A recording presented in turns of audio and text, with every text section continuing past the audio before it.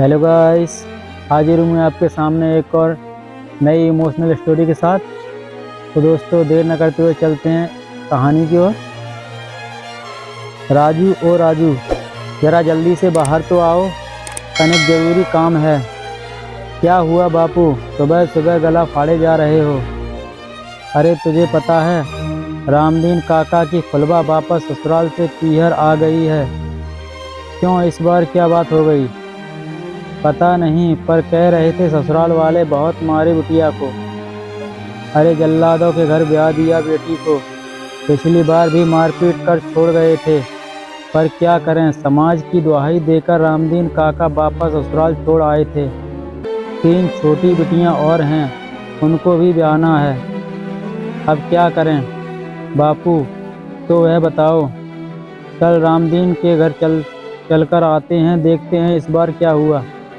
ऐसा कहकर राजू अपने बापू किशनलाल को रामदीन काका के घर की तरफ लेकर चल पड़ा। रामदीन काका का घर ज़्यादा दूर नहीं था।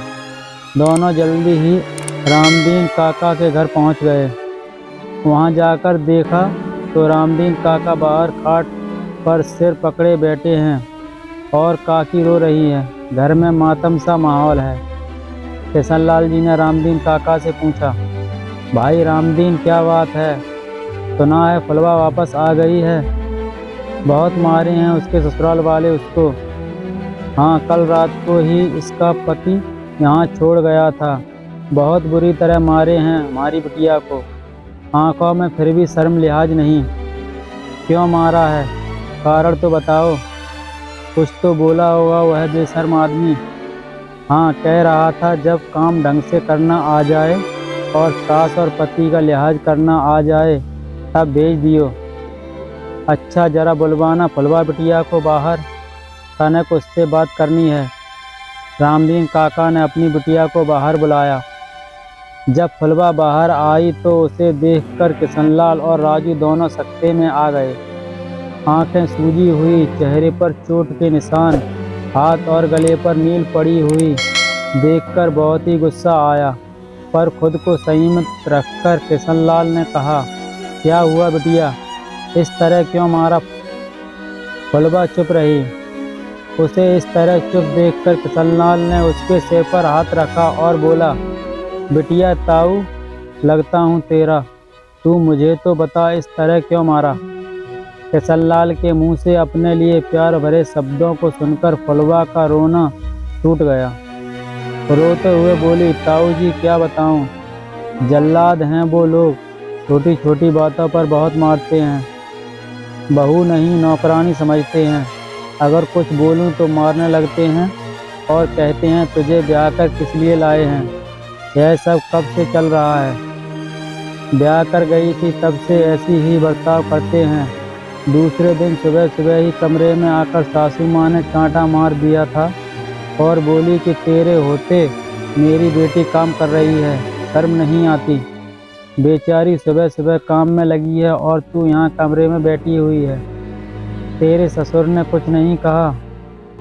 क्या कहेंगे, बीवी के सामने जबान नहीं चलती। दोनों माँ बेटे अपनी मनमानी करते रहते हैं। अब की बार क्या हुआ? ताऊ जी सच बोला था, इसलिए 4-5 दिन हो गए ढंग से खाना नहीं खाया मैंने। इतना काम करो फिर भी भरपेट रोटी तक नसीब नहीं होती। रोटी ज़्यादा बन जाए तो सुनने को मिलता है अपने बाप के घर से लेकर आई थी क्या, और कम पड़ जाए तो कोई ज़रूरत नहीं है अलग से बनाने की। दिन भर रोटी तोड़ती रहती हो।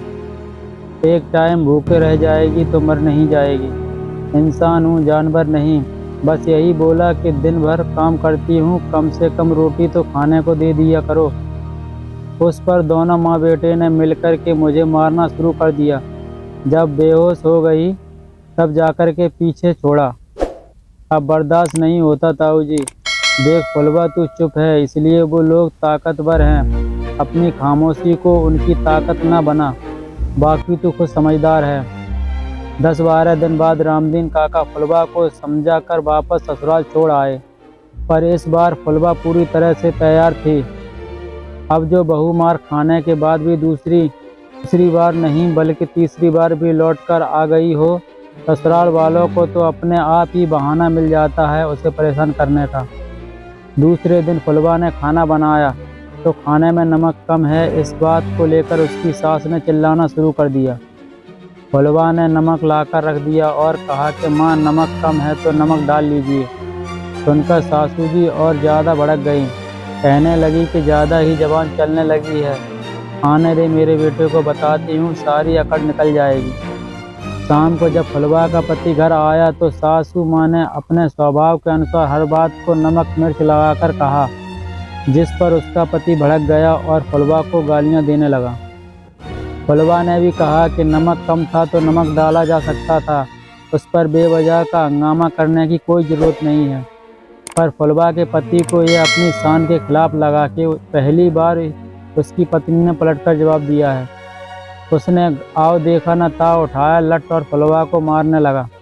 लेकिन इस बार फुलवा ने भी ठान रखी थी, जैसे ही उसका पति उसे लठ से मारने लगा वैसे ही फुलवा ने लठ पकड़ लिया और जोर से चिल्लाई, इस बार कमज़ोर मैं भी नहीं हूँ, छूकर देखा, हाथ पैर तोड़ के न रख दूँ तो।